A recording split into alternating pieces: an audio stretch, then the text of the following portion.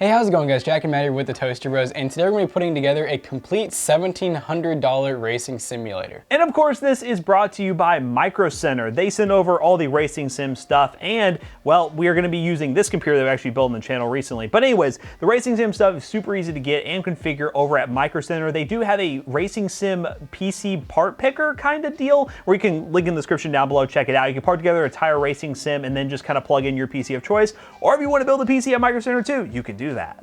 And also don't forget, if you can go in person with no purchase necessary, you can get a 32 gig flash drive and a 32 gig SD card, so that's pretty cool. So a lot of you might be wondering, to start with, what exactly is a racing simulator? Well, a racing simulator just means you basically have a steering wheel and pedals. Well, we decided to take it to the next step using Micro Center and basically include everything. Monitor, we have a keyboard and mouse to go with it. We have the full G29 wheel with pedals and clutch. We even have a shifter to go with it, which is optional. We have a full PC that is actually pre-built, ready to go, but you could technically build it using our other video, which will be somewhere. And then off to the side here, which I'll show you in a minute, we actually have a monitor stand and the wheel and pedal stand. So basically, all you need to add to this is just a chair of some kind. We could have paid a lot more and gotten one of their really nice looking simulators like we have in the other room over there, which we'll probably have some footage on the screen of, but we decided we wanted this one to be more like a modular unit where you could just roll your own chair up to it, spend a little bit less money, and be good to go.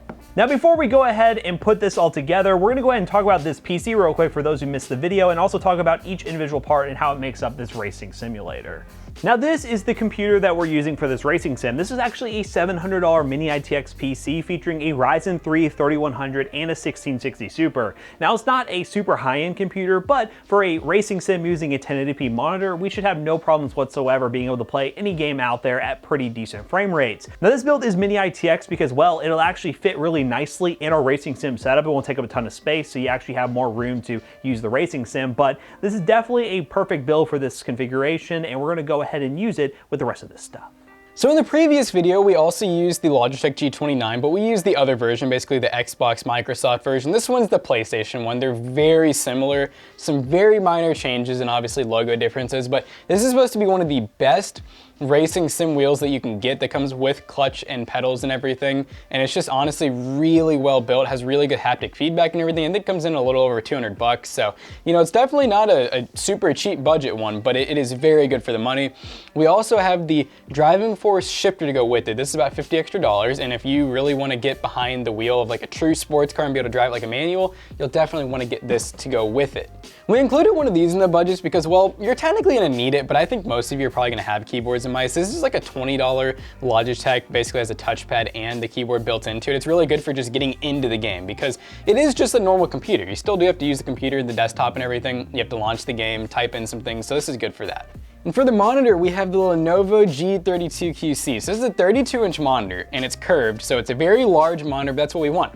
We want to basically mimic a windshield. And this is 144 Hz, so it is a basic gaming monitor, and it was honestly just one of the cheaper gaming monitors they had there. But the whole concept is that we wanted one monitor, so it's very simplistic, and you're not having to worry about doing infinity display. It's less things to mount, it's less weight. So overall, one of these big 32-inch curved monitors is kind of our personal choice when doing a racing sim. And then for the last two components, basically what make up the actual stand, we have the Next Level Racing freestanding single monitor stand. So that's basically all it's designed for. It can really take, I think, any size monitor. Obviously there's a weight limit and everything, but it can take, I think, even like a 42-inch TV if you wanted it to. But this part right here alone, I believe is $199, which is honestly a little bit painful. I'll be honest, you could just have the monitor on the desk and you could still just use this guy here, which we'll talk about in a second, and have the same type of experience. But we wanted something that was freestanding to where you could go from gaming on your PC, roll your desk over, and then you have a whole nother setup. So this is about 200 bucks, I believe, which is a little bit pricey, but it's gonna look really good and it's freestanding, so it'll be a lot cleaner that way. And then we have the Next Level Racing Wheel Stand Light, which basically has the spot to actually put the wheel and the pedals on it and the shifter. So it has spots for all those things. I think this one comes in also around $200-ish.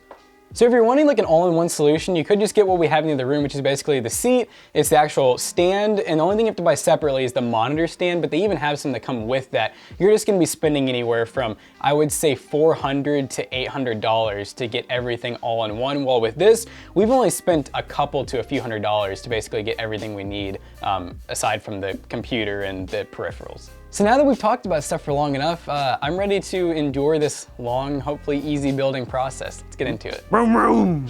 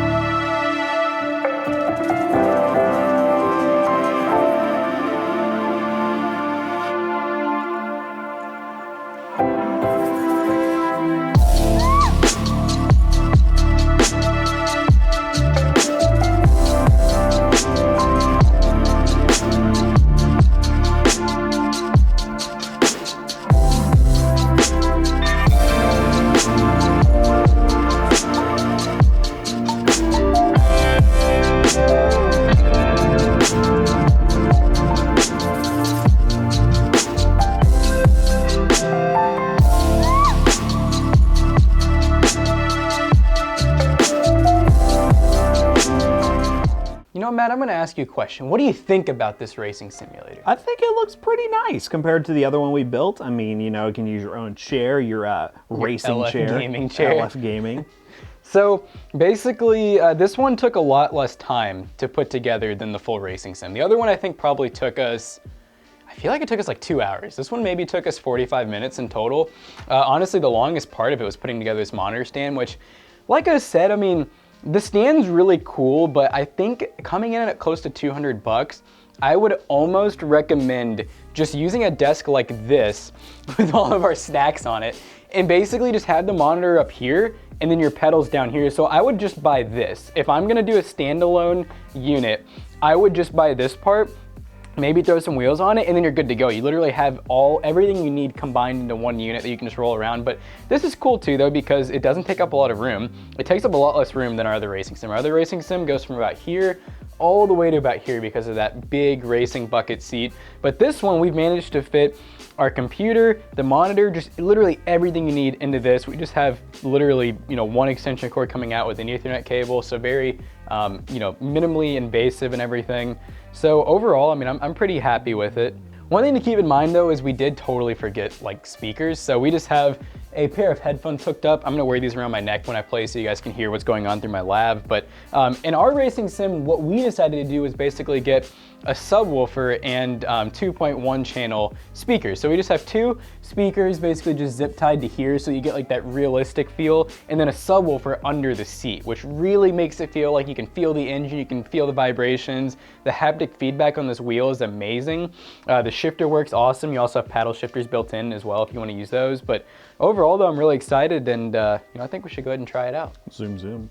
Okay guys, Jackson is now going to be testing this racing simulator. Another thing to note is the PlayStation wheel that we have is, well, a lot better than some of the Logitech ones that we come with, or the one we did with the other racing sim, to be fair. But this one comes with a lot of different functionality built in, and it seems to have pretty good feedback. So we're going to let Jackson test this thing out, see how it does, and see if he can win. He has to win, right? I have to win. I think in this one, I don't have to use the shifter. That's one cool thing too, is there's multiple events where some are just completely automatic, some are sequential, or dual clutches they call it, where you have to use this guy here, and then some are actually legitimate manual. So it's cool that you can actually change all that up. Good start, good start. I hate doing paddle shifters because I always forget to shift.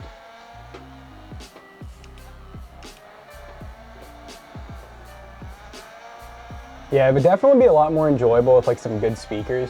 Or I mean, you could just wear headphones. I'm just not wearing them because I want you guys to be able to hear the audio. You know, the ear comes first. And one thing we mentioned at the beginning of this video, I'm sure it's going to get corrected in post. This is actually a 1440p monitor. That's one thing we forgot to mention. We totally forgot. So that definitely ups the price a little bit. The other one we have is a 1080p monitor, but hey, it does look really nice. So if you are using a PC and you use this 1440p monitor, do keep in mind it's going to be a little bit more demanding to run, but I feel like our PC with the 1660 Super is doing a really good job, especially with this being a high refresh rate monitor. Yeah, so I'm not really sure the frame rate that we're getting, but it looks like we're getting, I feel like, close to the 140. Yeah. I mean, it feels very smooth and fluid. Oh, that was straight into the wall there. Aha, third. Woo! 3 minutes, 50 seconds. Try to beat that. Yeah, guys, this was kind of fun to put together. Again, the racing sim wasn't too difficult, but yeah, it works great for all sort of racing games. This is just one example we wanted to show you. Yeah, I think that's it, guys. How about we go and wrap this video up real quick? So as you guys could tell, for a total of $1,700, which honestly sounds like a lot, but for what you're getting, this is a really good deal because you're literally getting a full gaming PC that's ready to go, do anything that you possibly wanted to, and also a complete racing simulator that's literally ready to go. Of course, if you want to see the video on the gaming PC, hit the eye in the top right corner. We made that video a few weeks ago, so you can check that video out. But once again, thanks to Micro Center for sponsoring this racing sim setup, and also check out their racing sim PC part picker, so you can actually configure a racing sim for your setup. Maybe you don't want to go with the monitor stand, you want to just get the wheel like we mentioned in this video. You can do that using their builder, and you can go in store and buy it from Micro Center and get a really good deal, and also get it really quickly, not have to wait or buying it on other websites and have to deal with shipping. So Micro Center, great sponsor. Thanks for helping us out.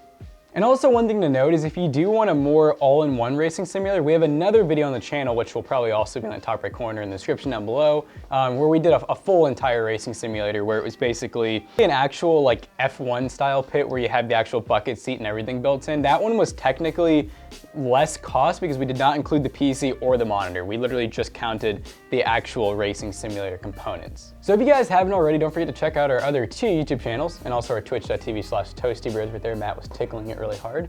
And don't forget to like, comment, and subscribe. We'll see you guys in the next one. Goodbye. Gotta go home. Driving home. Drive. Do they get a Jeep on you?